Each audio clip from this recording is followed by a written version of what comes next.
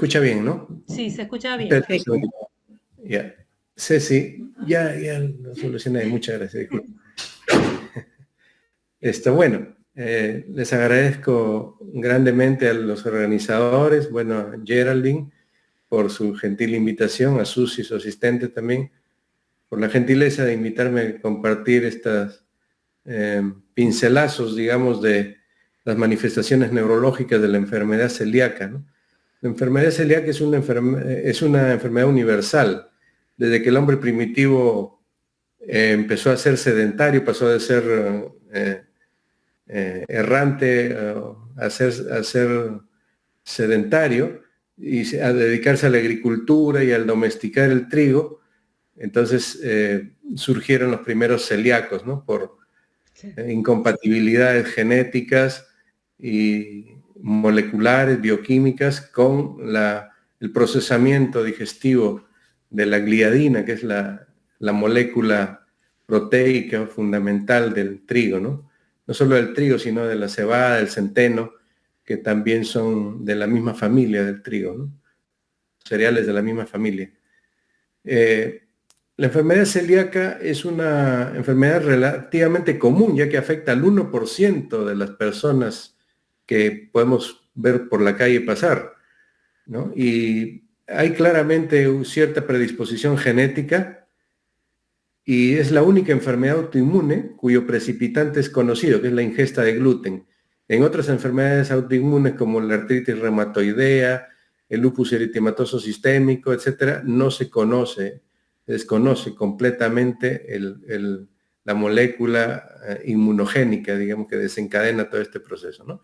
Bueno, esta enfermedad tiene un curso crónico que finalmente desemboca en malabsorción, en sus casos extremos, como anemia ferropénica, desnutrición, osteoporosis, déficit de vitamina E y ácido fólico, y puede asociarse también a otros procesos autoinmunes, o sea, entrar dentro de la familia de las enfermedades autoinmunes, por ejemplo, la dermatitis herpetiforme, la tiroiditis, ¿no?, de Hashimoto, o síndromes parecidos, ¿no?, como afectación de la tiroides, ¿no?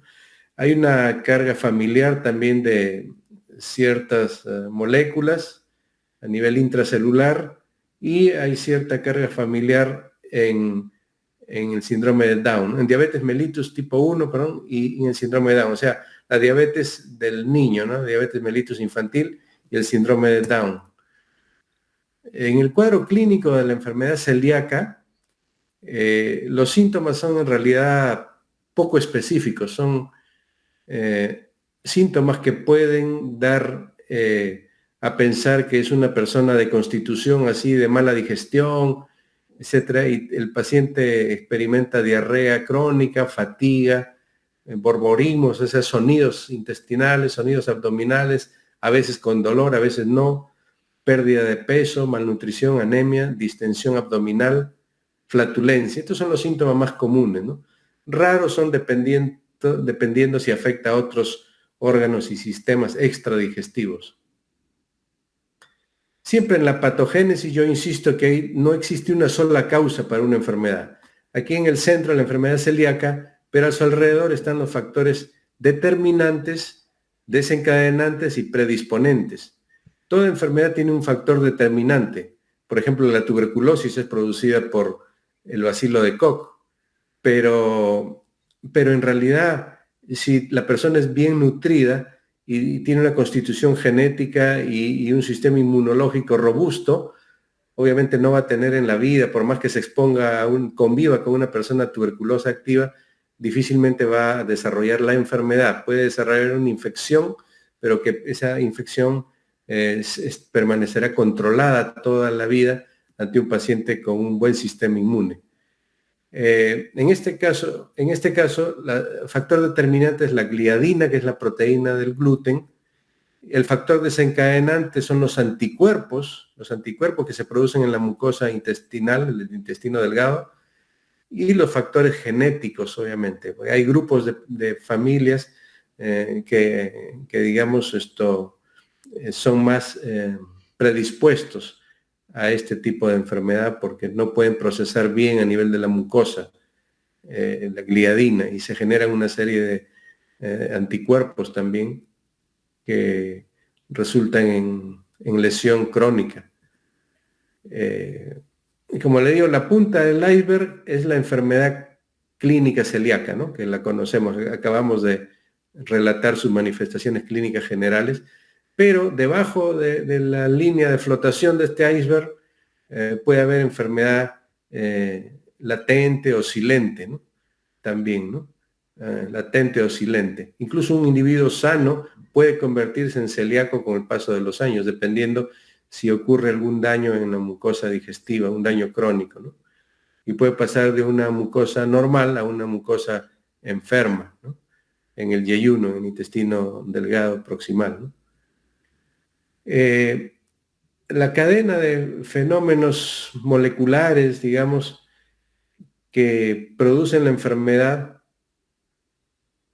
enfermedad celíaca, es que la gliadina acá arriba a la izquierda, la gliadina no bien digerida estimula la producción de una sustancia, un transmisor celular que se llama la sonulina. La sonulina agranda el espacio intercelular, disminuye las uniones entre las células del endotelio digestivo. Entonces, más gluten entra a la submucosa, digamos, o al subendotelio, ¿no? Debajo de estas células endoteliales, los enterocitos, y producen una reacción inmune por parte de los linfocitos. Estos linfocitos de dos tipos, los linfocitos B, producen anticuerpos que se dirigen acá a la derecha arriba a atacar los enterocitos y a desinflarlos, a necrosarlos, a matarlos. Y por otro lado, las células asesinas, las células T asesinas, los linfocitos T asesinos, se convierten en una especie de macrófagos que se comen también a los enterocitos, ¿no? Este es todo el mecanismo en síntesis.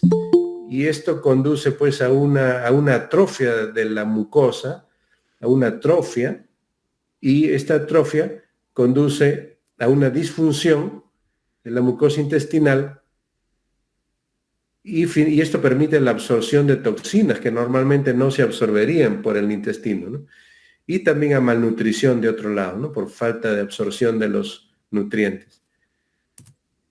Aquí tenemos la mucosa la endoscopía de un yeyuno normal y la mucosa normal también, un yeyuno normal.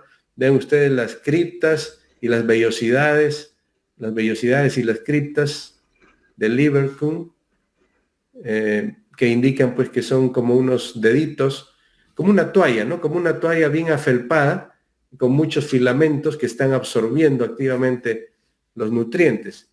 En un paciente acá abajo, en las dos láminas, se ve un endotelio atrófico, y aquí en la microscopía, en la histología, se ve que obviamente hay huecos. Acá ustedes pueden ver los enterocitos o el endotelio, está lleno de huequitos que son células que han reventado, han eclosionado, han pasado por una apoptosis o muerte celular, producto de esta lesión, de esta injuria bioquímica autoinmune desencadenada por la gliadina.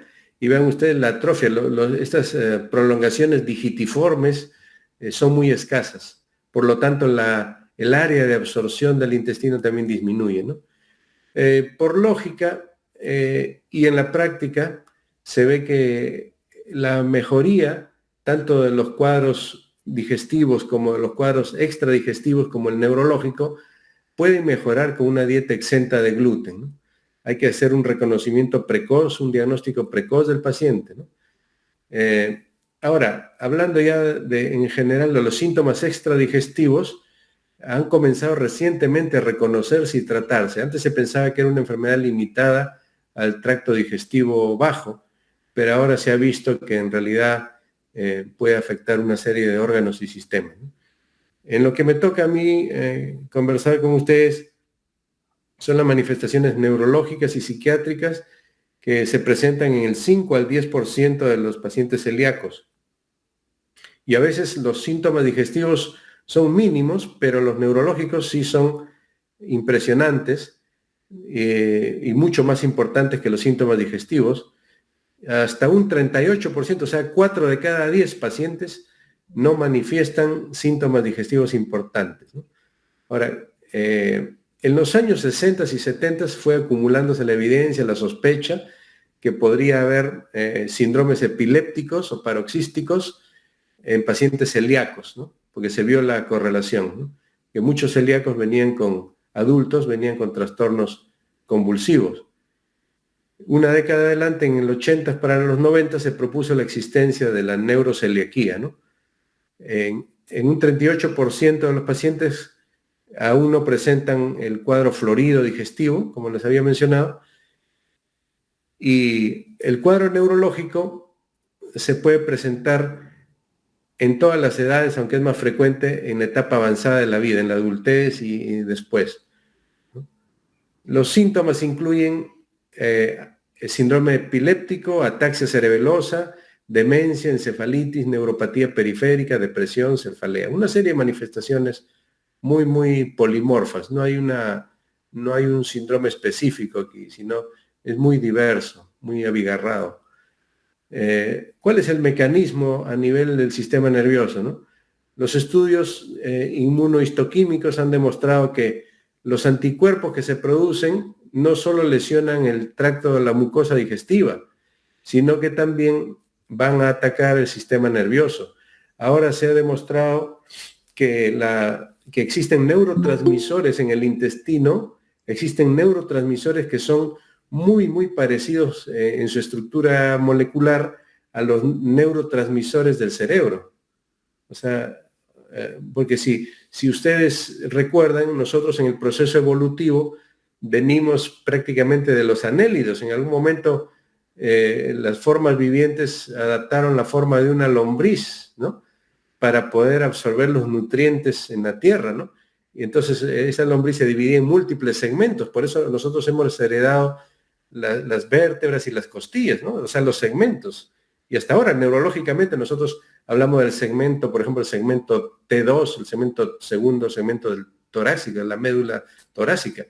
Entonces, esa lombriz tenía la propiedad de reptar y había un sistema nervioso que se transmitía de la parte cefálica a la parte caudal para que esta lombriz pueda avanzar con movimientos sincrónicos o movimientos, quiero decir, coordinados, quiero decir, concatenados para poder reptar, para poder avanzar, ¿no? Entonces, estos transmisores químicos son los mismos. Si nosotros vemos el tubo digestivo, es prácticamente una lombriz. Entonces, y tiene movimientos así, digamos, peristálticos que se llaman, ¿no?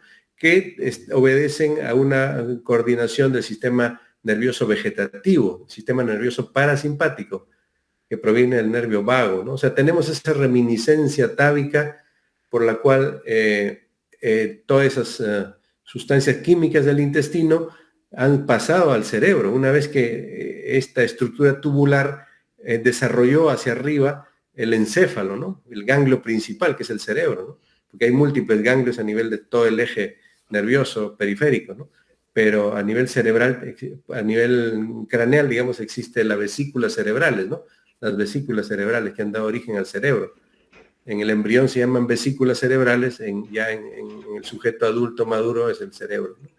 Entonces, hay una serie de anticuerpos como la antigliadina, la antitransglutaminasa, el antiendomicio, antigangliósido, antisinapsina 1, que llegan al tejido nervioso, sea periférico, como un nervio periférico, o llegan al cerebro a través, bloqueando la barrera, salvando la barrera hematoencefálica, y producen un daño cerebral crónico, con placas de desmielinización, o sea, placas donde se ha, digamos, lesionado el tejido nervioso, fundamentalmente los axones, que son como los cables que comunican una neurona con otra, ¿no? Y también la sinapsis. Aquí tenemos la antisinapsina 1, que bloquean los receptores sinápticos y las vesículas sinápticas, que llevan a los neurotransmisores, ¿no? O sea, se produce todo un desorden en el sistema nervioso a nivel molecular. Una resonancia magnética puede no mostrar, pero a nivel ultramicroscópico o a nivel, digamos, de inmunohistoquímica, va a ser muy obvio, ¿no? Puede ser muy obvio. Bueno, no voy a entrar en muchos detalles. Hay un síndrome que es el síndrome de Gobi, que en la tomografía se ve como calcificaciones y que se expresa clínicamente como crisis convulsivas, ¿no? Lo ideal es bloquear este proceso en etapa temprana de la vida, ¿no? En etapa temprana de la vida, porque ya cuando el individuo pasa los 30, 40 años ya pueden aparecer degeneración de la corteza cerebral visual con calcificaciones debido a un fenómeno, una necrosis, ¿no? Una muerte neuronal, ¿no? El efecto de la dieta, o sea, la dieta carente de gluten, se ha visto que tiene buen efecto, la ausencia de gluten tiene buen efecto terapéutico en etapas tempranas del tratamiento, de la vida del paciente. Pero ya en una persona de 50 años ya es más difícil que revierta, por lo menos podrá no empeorar, pero no va a mejorar así fácilmente, ¿no? Tal vez a la larga, ¿no? Entonces, esto se produce por una serie de condicionantes bioquímicos, como ven más abajo, ¿no? Complejos genéticos de histocompatibilidad, etcétera, ¿no? Bueno, esta enfermedad, como ustedes ven en la tomografía, se ven como calcificaciones en los lóbulos occipitales. Y recordemos que los lóbulos occipitales conducen la visión, ¿no? Son como los cables que conducen la visión, ¿no? Y también en este otro paciente se ve crisis convulsivas occipitales, o sea, puede ser una epilepsia visual. La persona puede estar viendo visiones, alucinaciones, o dismorfopsias, discromatopsias, etcétera, una serie de alucinaciones visuales que puede acarrear esta enfermedad, ¿no? La degeneración del lóbulo occipital, el síndrome de Gobi, con calcificaciones, ¿no? Dentro del marco de la neuroceliaquía, de la enfermedad celíaca neurológica, ¿no? Los trastornos psiquiátricos aparecen en el 33% de los pacientes, imagínense, es bastante.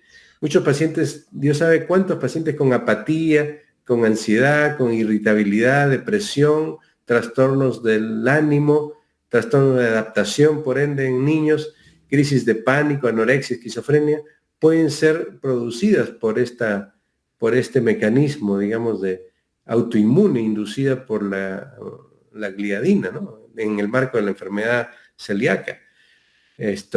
La depresión se ha encontrado que se correlaciona con déficit de vitamina B6 y triptofano, por ejemplo, ¿no? Se está estudiando activamente esta enfermedad ahora. Hay muchas cosas nuevas, pero que todavía no son bien entendidas, hallazgos distintos a nivel molecular, ¿no? Trastornos psiquiátricos hemos manifestado, ¿no? Que pueden ir hasta la demencia, esquizofrenia, el autismo, la depresión. Y entonces el diagnóstico de una neuroceliaquía proviene de un buen interrogatorio y de un buen examen neurológico seguido por electroencefalograma y estudios de neuroimágenes, tomografía, resonancia, estudios de SPECT y un panel inmunológico especializado de sangre y de líquido para ver todos estos marcadores humorales, ¿no? Inmunohistoquímicos.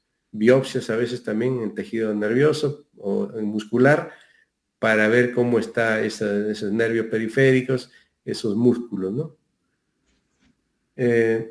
La ataxia también es otro fenómeno, otro síndrome. La ataxia cerebelosa, obviamente, se caracteriza por una falta de equilibrio. El paciente anda como borracho, como ebrio. Amplía las bases de sustentación, separa bien las piernas y tiene una marcha de ebrio, ¿no? Habla como un ebrio también con disartria, o sea, es un habla monocorde, monótona. Puede ocurrir temblor postural también cuando adopta cierta posición, empieza a temblar, brazos, piernas, pero no se acompaña de trastornos vegetativos. La ataxia respeta al sistema nervioso simpático. En la degeneración cerebelosa se puede ver, fíjese la evolución de esta persona en una resonancia magnética. Vean el cerebelo y la amígdala cerebelosa, cómo se encoge tremendamente, ¿no? Se encoge tremendamente. Luego de varios años de padecer esta enfermedad neurológica, ¿no? Que es la neuroceliaquía, en la variedad de ataxia cerebelosa. Wow. También el sistema nervioso periférico, los nervios periféricos pueden afectarse y conducir a mononeuropatía, a polineuropatía, neuropatía motora pura, síndrome de Guillain-Barré, neuropatía autonómica. Y algunos estudios, las biopsias y la inmunohistoquímica han demostrado anticuerpos antigangliósidos. O sea, los anticuerpos también atacan al sistema nervioso periférico, al nervio periférico, produciendo una disfunción y dando estas manifestaciones neurológicas que van a confundir al neurólogo en realidad. Lo van a confundir al neurólogo porque puede pensar que es un Guillain-Barré, puede pensar que es una neuropatía por COVID, post-COVID, o una neuropatía diabética, etcétera, ¿no? Bueno, y hay un artículo aquí desde el 88 que ya intuía, ya sospechaba de que la neuropatía distal puede revertir con el retiro del gluten de la dieta, ¿no? La atrofia cerebral, la demencia también se asocia a enfermedad celíaca. Esto ya se habló de esto en los 90s. Los estudios neuropsicológicos también han mostrado una performance disminuida, tanto en la memoria como en el lenguaje, ¿no? Memoria y lenguaje son los que más se afectan, ¿no? En estos pacientes con neuroceliaquía, la afectación cerebral.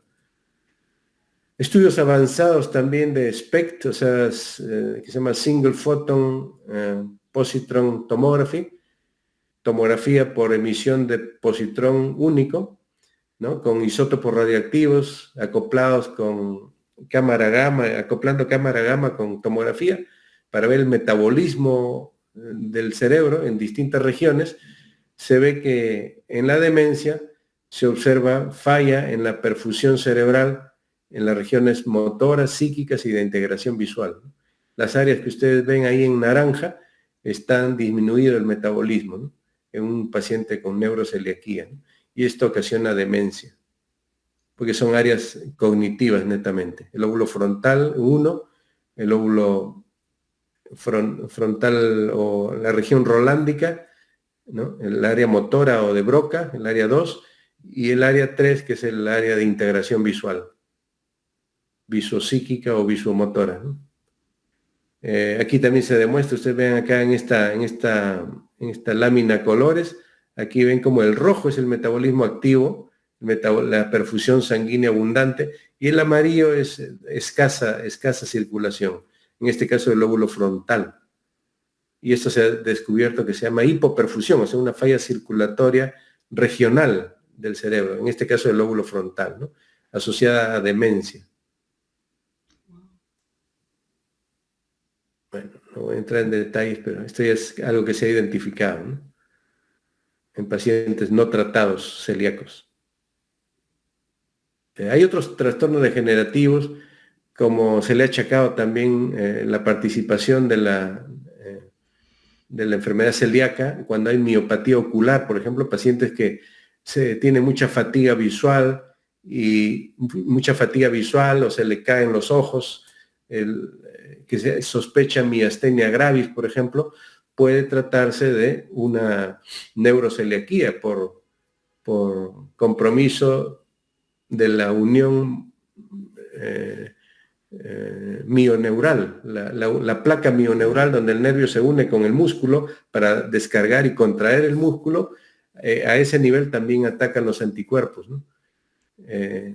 Entonces produce una disfunción de la motilidad o del movimiento de los ojos, o una fatiga crónica de los ojos también, ¿no? Del movimiento de los ojos. El síndrome de Down también, los pacientes con síndrome de Down es muy frecuente la enfermedad celíaca, y también la neuroceliaquía contribuye muchas veces a empeorar la performance neurológica y psicológica de estos pacientes, ¿no? Hay enfermedades que deben ser diferenciadas, ¿no? la enfermedad de la fora, las enfermedades mitocondriales, la epilepsia benigna de la infancia con paroxismos occipitales, la leucoencefalopatía y otras variedades de ataxia, epilepsia y polineuropatía, ¿no? El tratamiento es obvio, ¿no? Dieta sin gluten, ¿no? Más suplementos vitamínicos para ayudarle al paciente a superar toda la deficiencia crónica que ha tenido. Ahora, los inmunodepresores y los corticoides, siendo los principales, no han demostrado utilidad en el manejo de la neuroceliaquía. Lo único que se ha demostrado así es la dieta sin gluten, corrige la ataxia. Sí se aplica tempranamente, aunque la marca o la cicatriz en una resonancia o una tomografía, de hecho, puede persistir toda la vida, ¿no?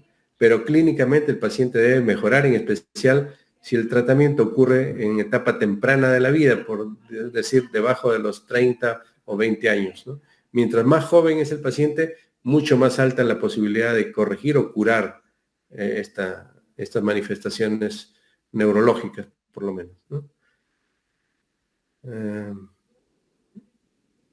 Bueno, el tratamiento, como he dicho, los inmunomoduladores no juegan un gran rol. Hay ensayos, hay investigaciones, pero no se ha llegado a una conclusión, ni tampoco la cortisona, los corticoides. Eventualmente en algunos pacientes con epilepsia intratable puede llevarse a cabo cirugía de epilepsia, ¿no? O manejarse con sintomáticos, por ejemplo, drogas antiepilépticas, etcétera. Pero el tratamiento más importante es la dieta sin gluten, ¿no? Para erradicar la influencia de la gliadina, que es un compuesto de alta inmunogenicidad, como hemos visto, y que conduce pues a una enfermedad inflamatoria crónica, autoinmune, en el endotelio intestinal, causando un síndrome de malabsorción y un síndrome de respuesta inmune hacia el sistema nervioso, entre otros sistemas afectados, ¿no? Y esto conduce a una variedad de manifestaciones neurológicas de acuerdo a la localización de las lesiones. Y bueno, el tratamiento es la dieta sin gluten, que no tiene por qué afectar una nutrición apropiada del paciente. Y en niños tampoco altera su desarrollo, ¿no? Y bueno, el acrónimo, para terminar, el acrónimo en el manejo de la enfermedad celíaca es consultar a un nutricionista, educación sobre la enfermedad, una larga adherencia a una dieta sin gluten, identificar y tratar la malnutrición y tener acceso a un grupo de trabajo, un continuo seguimiento por expertos y obediencia a las indicaciones de los especialistas. Bien, eso sería toda la charla. Si hay alguna inquietud, alguna pregunta, con mucho gusto la absolvemos. Muchas gracias. Andrés, creo que hay una pregunta. Una persona ha levantado la mano. Sí, con mucho gusto. Dígame. Sí, Esther, ¿puedes ¿Dejar de compartir? Dejo de compartir, ¿no? ya, sí. Tengo la presentación. La presentación. Ahí está. Ok, ahora sí. Ya, sí. Bueno, entonces el porcentaje, Andrés, es bastante elevado, el 33% entre los celíacos de este tipo de trastornos. Sí, así es. Aproximadamente. Ese es más o menos, sí, de todos los pacientes, más o menos un tercio pueden sufrir manifestaciones neurológicas, ¿no? Así es. Y ahí mencionaste también que se puede confundir, por ejemplo, con los síntomas que le da a los diabéticos. Sí, en el diabético existe una intolerancia a la glucosa y por lo tanto la glucosa, que es el principal nutriente del sistema nervioso o el más importante, no puede ser utilizada por el sistema nervioso periférico en una diabetes severa, digamos, o avanzada, ¿no? En este caso, el paciente, el diabético, puede desarrollar una neuropatía, o sea, una parálisis de un grupo muscular o una anestesia regional de una extremidad inferior, por lo general. Esa es la neuropatía diabética. Tan es así que el paciente con neuropatía diabética muchas veces no siente, ha perdido la sensibilidad de las piernas y de los pies, y la sensibilidad, la motricidad sí la tiene conservada, pero la sensibilidad está muchas veces venida a menos. Entonces el paciente se puede cortar, se puede lesionar, ¿no? Se puede infectar una uña encarnada y el paciente no lo siente, ¿no? ¿Por qué? Porque ha perdido la sensibilidad, el nervio está afectado por la falla en la utilización de glucosa, por la diabetes. Claro. En el otro aspecto de la enfermedad, la neuroceliaquía, el nervio periférico, al estar afectado por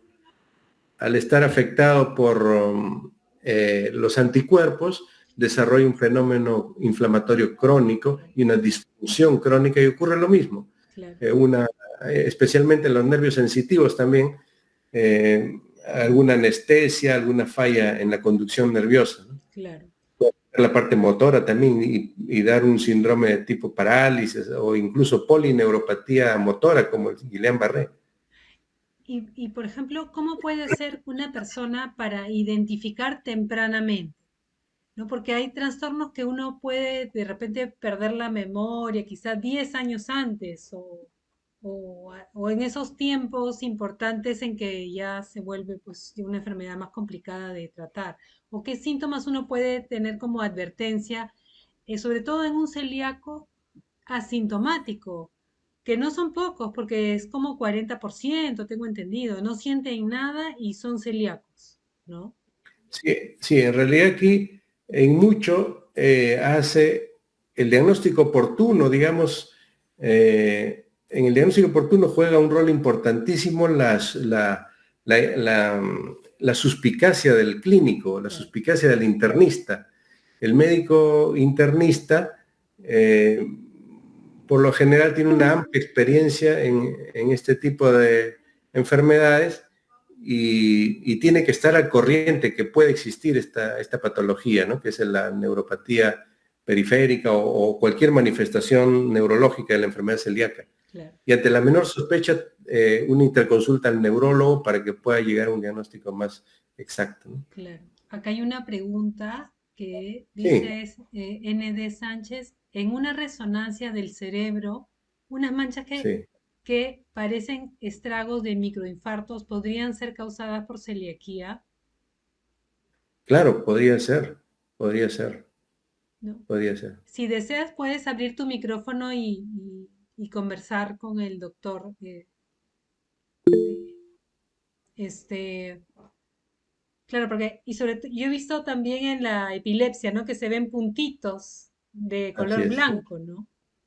sí. Bueno, eso se puede deber también a hipoxia, ¿no? Los O- pacientes con epilepsia durante un ataque se ponen azules porque no respiran. Y esa interrupción de la respiración puede causar pequeños infartos, ¿no? sí. Microinfartos, Y doctor, en las zonas limítrofes, digamos, ¿no? entonces el tema de la epilepsia es interesante porque, por ejemplo, la calcificación se va a formar en el tiempo, ¿verdad? Ujú. Porque entonces, como digamos, yo creo que no está muy diagnosticado la epilepsia por calcificación cerebral identificada hacia el gluten, ¿no? Porque yo veo que muchos pacientes con epilepsia no hacen dieta libre de gluten, digamos.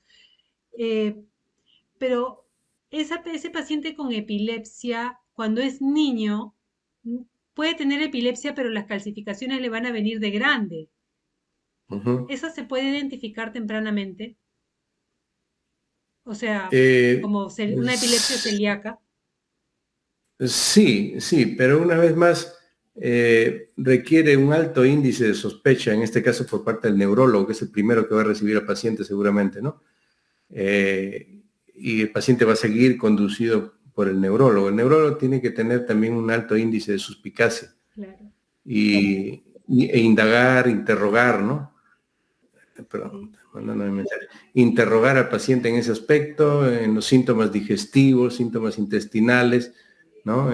Meteorismo, borborismo, flatulencia, Porque también trastornos Re- crónicos. recuerdo cuando yo trabajaba en la clínica San Borja, Sí. 2 casos hubieron de niños con epilepsia y yo les preguntaba bajo qué situación te vino este primer episodio, por ejemplo, ¿no?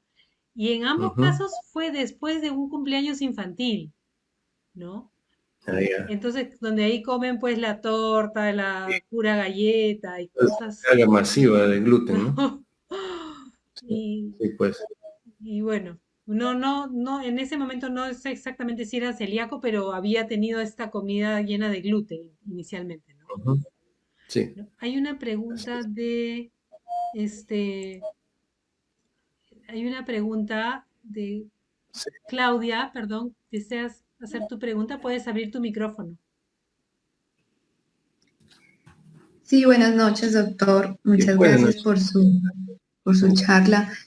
Eh, bueno, yo desde hace un año vengo modificando mi dieta y no comiendo gluten porque mi doctor pues, me dijo que tenía grandes sospechas que era celíaca.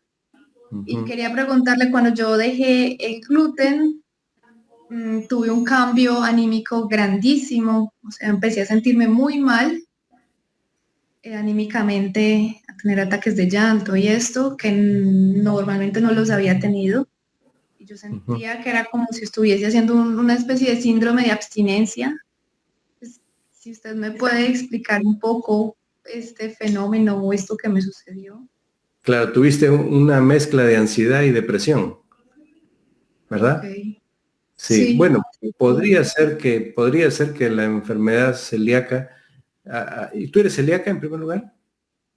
sí, Ya, entonces puede ser que la enfermedad celíaca ya ha venido caminando, ¿no? Ya ha venido caminando y ya tenía manifestaciones sutiles en este caso de afectación ya cerebral, ¿no? Del lóbulo frontal fundamentalmente. Entonces, la enfermedad autoinmune es una enfermedad que una vez que arranca, es difícil parar, ¿no? Es difícil parar, pero la dieta, hay que perseverar en la dieta sin gluten. Si es que se ha llegado al diagnóstico definitivo y concluyente, hay que suspender el gluten y, por supuesto, reemplazar con otros nutrientes que te provean de proteínas, vitaminas, ¿no? Toda la amplia gama de vitaminas y proteínas, que no te falten los nutrientes. Y podría ser que esto haya ocurrido, o sea, que sea una casualidad que al suspender empiezan las manifestaciones, ¿no? ok. Podría ser que sin suspender igual, lo más probable es que sin suspender también se haya manifestado, o peor, ¿no? Sí, Ujú, ok, eso es lo más probable, muchas sí. Sí, gracias, doctor. de nada. Gianela, quisieras abrir tu micrófono y hacer la pregunta.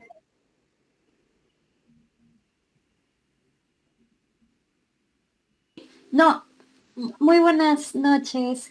Quería realizar una pregunta respecto a la celiaquía, de si hay alguna evidencia que la celiaquía esté relacionada con el Tourette. El síndrome de Tourette, Sí, Gilles de la Tourette, ¿no? No, sí. no he revisado al respecto, no hay asociaciones en lo que he revisado yo, no hay asociación. Ah, Sí, es que mi pregunta se deriva de que a mí me detectaron la celiaquía a los 6 años y ah, ya. ahorita tengo 18 años de edad y he vivido la celiaquía unos 12 años, casi 13, y bueno, la celiaquía ha estado presente en toda mi vida, en aspectos negativos como positivos, Sí, y mi pregunta se refiere a este porque yo sé que cuando a veces como trigo, a veces por contacto o porque estoy a veces en la obligación, mi cuerpo a veces produce malestares o gases y esos malestares pueden gestionar como eructos o gases, pero desde hace más de un año mi cuerpo está produciendo hipos involuntarios y ajá. no puedo controlarlo. Hipo. Hipos. Ah, O sea, no son hipos seguidos, es un hipo y luego a 2 horas es otro hipo. Y son en momentos inoportunos. sí, sí, sí. No estaría de más, eh, si ya tienes el diagnóstico de celiaquía, suspender definitivamente, radicalmente el gluten. Sí, Esto podría mejorar grandemente. sí, lo he logrado suspender por un mes así definitivo, pero sigue estando presente y es algo que de verdad me molesta mucho. Sí. Sí, acabo de revisar y he visto que efectivamente hay una correlación, puede haber correlación, ¿no? Con el síndrome de Gilles de la Tourette. Ese síndrome obviamente que es más que todo, tiene cierta transmisión genética, ¿no? Pero que puede desencadenarse podría ser, ¿no? Hay asociaciones. Entonces, ¿qué sería lo mejor para mí? ¿Ir a un neurólogo o ir a un gastroenterólogo? Porque he consultado a mi familia y me dicen Un neurólogo, pero ponerlo en alerta de que tienes enfermedad celíaca y que has visto en el internet lo que yo te he dicho, ¿no? Lo que yo te he dicho que hay una asociación en algunos casos de Tourette y enfermedad celíaca. Ok, muchas gracias. De nada. Sí. Beatriz, ¿cómo estás? Puedes hacer tu pregunta. Hay que... eso. Doctor, buenas noches. ¿Cómo estás, Muy Geraldine? bien, Beatriz. Bueno, mi consulta es más que nada por mi hija, ahora que estoy escuchando esta charla. Bueno, yo soy celíaca, pero en el caso de Susana, no, ella tiene el síndrome de Down, pero no ha sido diagnosticada, ¿no? Entonces, ella ha estado teniendo esos episodios, tipo epilépticos, ¿no? No son tan fuertes, no son tan intensos, y ahora último lo lleva el neurólogo y mandó sacar un electroencefalograma. Pero como que los médicos no dan mucha importancia, porque inclusive lo ha visto un cardiólogo, qué sé yo, le ha hecho una serie de pruebas y no tiene nada, ¿no? Pero los sucesos estos que tiene son muy eventuales. Y la pregunta parecida a la que Anela, creo que es a la señorita anterior, es llevarla al neurólogo primero o seguir con él o llevarla al gastroenterólogo para que le examine y vea si tiene también ella. Sí, primero sería el gastroenterólogo, para que el gastroenterólogo te haga un informe de que la paciente tiene una enfermedad celíaca y que las manifestaciones neurológicas en el paciente Down son, o mejor dicho, los pacientes con Down son más propensos a sufrir neuroceliaquía, o sea, desórdenes cerebrales producto de la enfermedad celíaca, para que se le corrija tempranamente, ¿no? Para que se le corrija tempranamente suspendiendo el gluten en la dieta. Y bueno, gracias, doctor. Te tendré que llevar entonces de preferencia pues al gastroenterólogo. Sí, el gastroenterólogo tiene una visión en este caso más directa, se enfrenta más directamente en el día a día, como se dice, con la enfermedad celíaca, ¿no? Y por lo tanto ellos saben que el síndrome de Down tiene predisposición para hacer neuroceliaquía. Entonces por ahí puede orientar a un neurólogo que esté atento a esta manifestación, ¿no? A esta manifestación. Ok, bien. Muy bien, doctor. Muchas gracias. Bueno, mucha suerte. Bendiciones. Bueno, Andrés, Igual. te agradezco muchísimo tu participación, toda esa transmisión de tu experiencia, que es muy, muy valiosa para todos nosotros en la asociación y a todo el grupo de celíacos. Sé que también hay muchos estudiantes y familiares de celíacos que han venido a escuchar la charla. Te agradezco muchísimo por tu tiempo, siempre tan gentil con nosotros, con la asociación, en brindar tu experiencia y conocimiento. Muchas gracias y esperamos tenerte pronto. Muchas gracias por invitarme y gracias a todos por soportar toda la charla. No, imagínate, es maravilloso escucharla. Muchas gracias, Andrés. Muy Te amable. agradezco muchísimo. Luego. Chao y gracias a todos por su participación. Buenas noches. Buenas noches. Gracias, doctor. Muchas gracias.